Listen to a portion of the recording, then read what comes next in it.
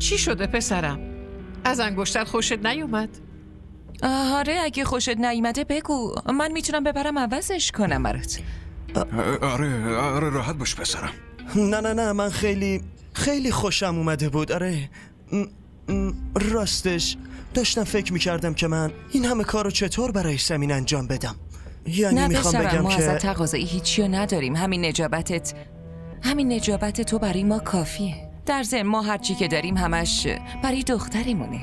هرچی داریم و به دخترمون میدیم، مگه نه؟